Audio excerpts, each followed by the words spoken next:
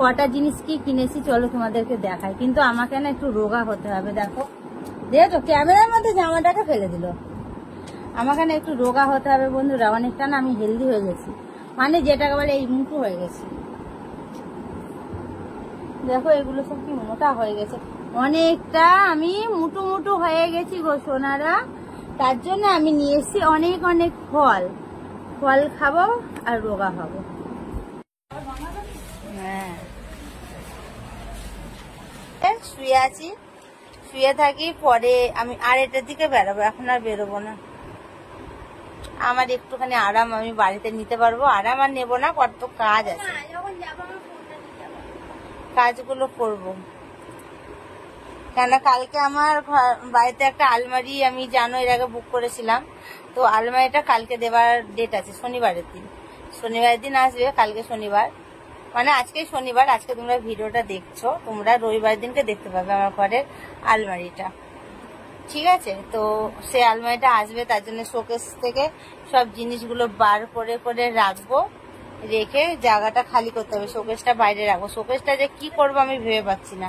শোকেসটা যদি কেউ নিত না আমি দিয়ে দিতাম, কেউ যদি কিনতো কিংবা এমনি যদি নিত দিয়ে দিতাম। দেখি কি করবো, যদি বারান্দায় রাখার জায়গা না হয় কাউকে দিয়ে দেবো শোকেসটা, তাছাড়া রেখে কি করব বলো? তো এইসব কাজগুলো করব মিষ্টি চলে যাওয়ার পরে। তো চলো আমি মিষ্টি স্কুলে যাক, দিয়ে আসছি তোমাদের সামনে। মিষ্টির চুল বাঁধাটা, মিষ্টি ঘোরা মাথাটা একটু, ও এখন ঘোরালে পরে আবার বেঁকে যাবে, দাঁড়াও এখন বেউনি করছি।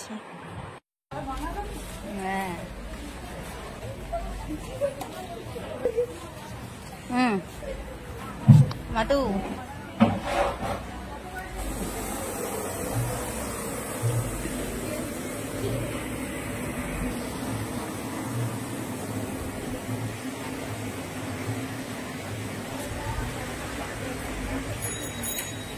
তো গাইস দেখো স্কুল থেকে চলে এসছে, আর আমার ঘরে এত আলো আলো লাগছে কেন বলতো? একটু গ্লেজ গ্লেজ দিচ্ছে না আমাকে, চলো দেখাই কেন কেন কেন এত গ্লেজ দিচ্ছে কেন সেটা।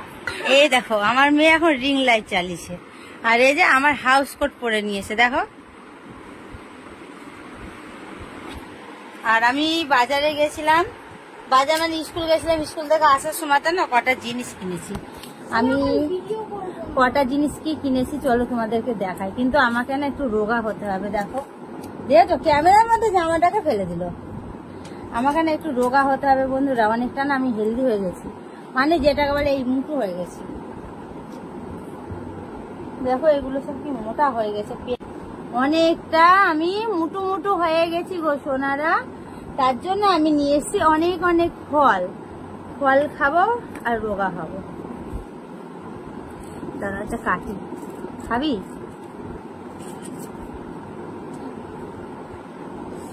খাবি?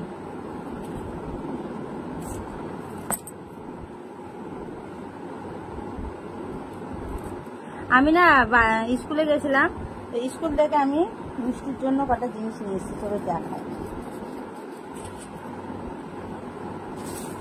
এখন তো বৃষ্টি হচ্ছে, তো বৃষ্টির মধ্যে স্কুলে তো জুতো পরে যাওয়ার খুব অসুবিধা হচ্ছে, তার জন্য ওই পথে আমি জুতো কিনে নিয়ে এলাম। এই যে এই জুতোটা নিয়ে এসেছি স্কুলে পরে যাওয়া আসার জন্য, কেমন লাগছে কমেন্ট করো। আর একটা নিয়ে এসেছি, এটা নিয়ে এসেছি আমি কোথাও যাওয়া টাওয়ার জন্য। এই যে কি সুন্দর না সোলটা,